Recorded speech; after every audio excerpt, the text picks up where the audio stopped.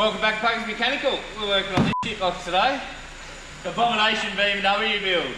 Right, Stephen, you've got a whole heap of fucking goodies in a box over there about to go in it. What are we talking? What are we putting in it? So Style Secret Motorsport lock kit is what it's called. Basically just a rip-off SLR kit, because I can't afford SLR unless, you know, sponsors want to come on board. Pay for my SLR kit. Baby steps, baby steps. But yeah, I've got a Crusader I'm building too. So I come first for sponsors. So right. At the moment, this is running E46 lower control arms. It's got eBay lock adapters, which anyone can buy for about $60. Cool. And so that gives it a very decent amount of lock. But I have been in an E36 with this other lock kit, and it is a lot more. Right. So definitely going to be worth it for the price. It is not that expensive. Cool. Alright, so the whole build is what we're doing on this video. We'll be stripping the whole front suspension out that you've already got in it. Yep. And putting all the new gear in, and we'll show you all that and give you a rundown of everything and what it is and how it goes together. So we'll get stuck in it. So this is the kit here that's going in. We've got new hub adapters that are going to relocate where the tie rod bolts to. We've got new tie rod ends that are a lot longer to deal with the extended lower control arms. Some real fancy tubular lower control arms with spherical bearings, which I'm very keen for. And finally, some adjustable mounts here so we can really get the caster dialed in. They give you all the bolts and things you need to all suit with it, and for a little bit less than $800 delivered, it's definitely worth the money for the kit. Righto, we've got just doing a demonstration of the current lock in his car factories. Well, not factory, but with E46 lower arms. Let's have a look. You can turn it. That's still quite a bit of lock, isn't it? So a view from there, now turn it the other way. Yeah, that's not that much there when you're looking straight down. Yeah, it can be improved. Definitely. It's definitely enough that it's got me out of trouble a few times, but like I say, I've been in other cars where this car would 100% hit a wall, but their car comes back. Yep. So. Cool. Righto, let's get set up and start ripping shit out of it. Sorry, Saul. Far out, your tie rod lock nut wasn't very tight. Well, I didn't do the last alignment, so don't look at me. You can blame a tyre shop that I won't name, that you know of. That old chestnut. Blame the tyre shop. Well, the only thing I don't do on this car is alignments. Everything else is done by me. Anything else that's wrong is my fault. So what you're saying is you want to invest in an alignment machine? No, I've invested in that course that shows Sponsors! But all the other bolts are not tight. That is the most twisted looking tie rod end I've ever seen. It has to be to fit around the factory strut and stuff.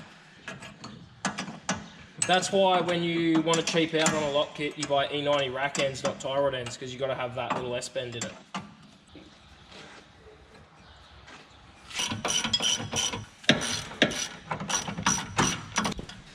Or have you got it? Did I give you this one right? Yeah, just like that. Like that? Yeah. Normal, without a big ratchet spanner. Safety first. It's the first tight bolt that I found. The other ones you said were Loctite weren't that tight. What's up? Putting the lock kit in the BMW.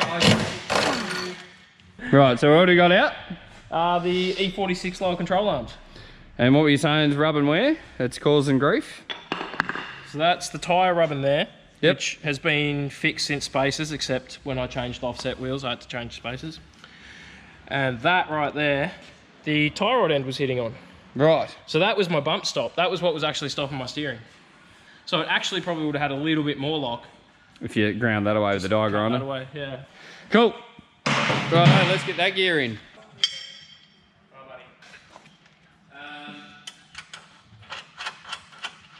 RB, SR, definitely not SR, too small. Not a third auto or?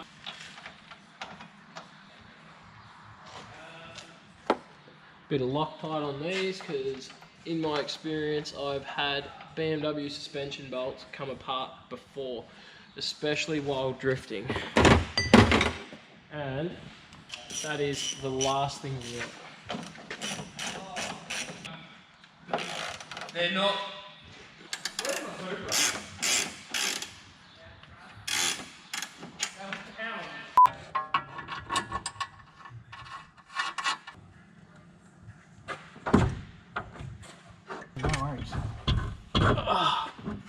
Cool.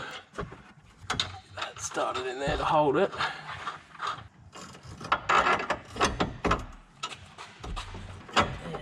Oh, I'm through that. And then pull that out of it. There we go. And there you are. Get that in there. Just start doing one at a time and just... Wind it out, put a bit on, wind it in.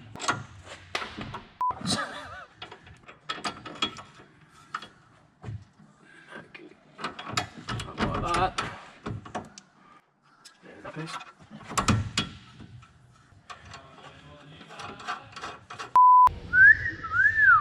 Oh yeah, this is looking the goods now. And this lock is insane now. Absolutely mental. I'm just gonna Gonna hold it on.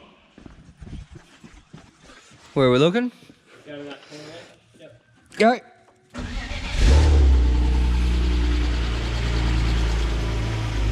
Oh, I hear the lifter rattle. Right, let's check out the lock.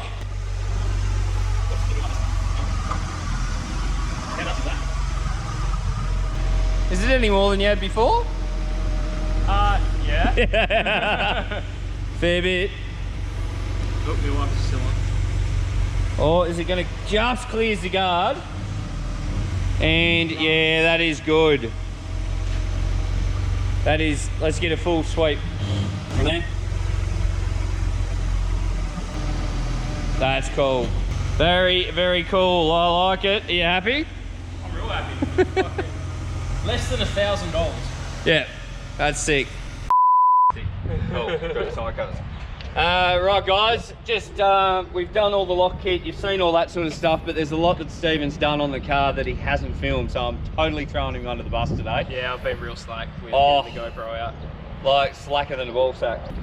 He's totally changed the whole car. Like he was putting a like full pro level spec sort of pedal box in the other car, and to put that in he had to cut the whole floor pan and everything apart, and it just got too far in and he's realised like he was going too full on with it. I'm giving up on it He's because pulled the reins in on himself a bit. yeah, I went to the drifts and saw pro level cars that didn't have the same stuff I was trying to put in my car. So we'll just keep it simple, stupid.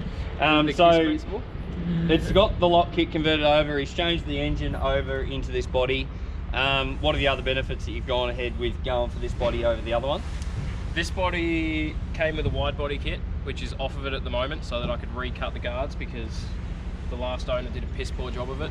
This car's never actually seen the track. It's very nice and straight. It doesn't look like it at the moment because everything's all cut up, but it is nice and straight. It still had an auto shifter and everything in it when I transferred the stuff over. Yep. So, but this car still has carpet and a dash and wiring. Sensible things that you don't need to get rid of in a car. An accelerator just go pedal. and drift it. Yeah, an accelerator pedal. I basically got sick of just looking at my car sitting in the shed and not being able to drive it. So now this one's ready to drive. It's got my entire subframe, engine, gearbox package out of the other car. It's basically a new body just planted on the top, and it's almost ready to drive now. I am going to do more videos on it because I've been really shit at it, but We've just recently gone through a big meeting and pretty much got a sort of a grasp on what we're going to do and how regular we're going to be doing these videos, and pretty much everything that we're doing on cars, if we don't film it, we're going to be kicking each other's asses because yeah, basically we're holding each other accountable for making this work because we really want this to work. And we also have another team member that's got a BMW that we want to introduce to you right now that's standing behind the camera. Get over here, mate. Right, everyone, this is Saul. Saul is our legend of why we are able to do these videos. He's doing the editing and putting these together. So thanks very much for coming on board, mate. It's a pleasure to have you on board. We had a bit of a freak sort of situation of how we met, and I'll explain that in another video. But yeah, we're going to be doing a bit more to this. This is not far off being ready to go drifting in. The next step for this is a fan controller, which I'm planning on doing a full like how-to type video on, because it's a pretty simple electrical installation, and it's a really good little bit of kit that I got. It's not overly expensive, so anyone can afford it. Like it's $150 is what I paid for it. Aeroflow brand one. Yeah, Aeroflow branded one, and I've used it before and they work really great. So yeah, put that in, and a steering alignment, and then this is ready to go. Yeah, cool. Then I've got to fucking get my ass into gear with getting my drift car built as well. So we've been doing cool videos about that.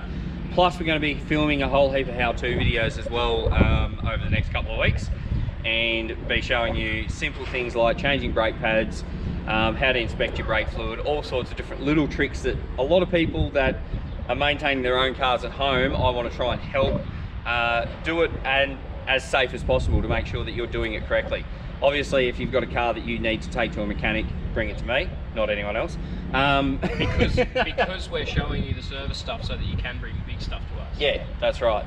But a lot of people are inclined to have a go at them themselves. I did, Stephen did before I was a mechanic, Stephen did before he started working with me. And that's all well and good, but I'd rather show those people that are doing that how to do it properly. So stay tuned for those sort of videos coming up.